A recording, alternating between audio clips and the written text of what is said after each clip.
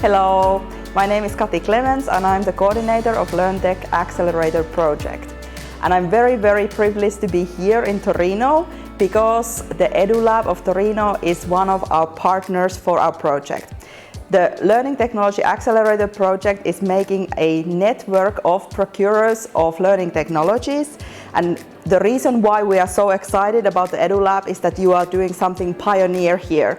You are really the first people to be doing this kind of intervention where companies can come together and meet with different schools. The public schools can come and all work together to make better products for the future. So we want to be here because we want to learn from you, and thank you for inviting us for this. Dove siamo noi fisicamente, l'EDULAB inserisce una progettualità un po' più ampia che quella del giorno ispirato.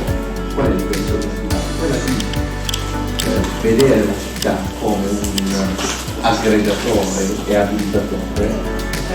Diciamo che dall'inizio eravamo molto legati al discorso della produzione teatrale. Communication, business creation and innovation. So on a yearly basis we create small consortium.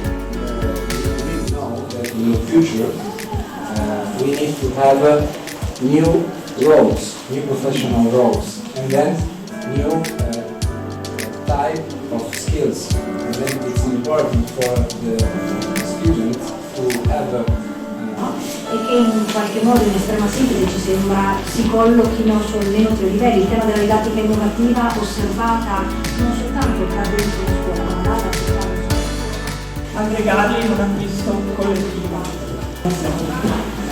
E poi per Torino l'EA e EDULAB.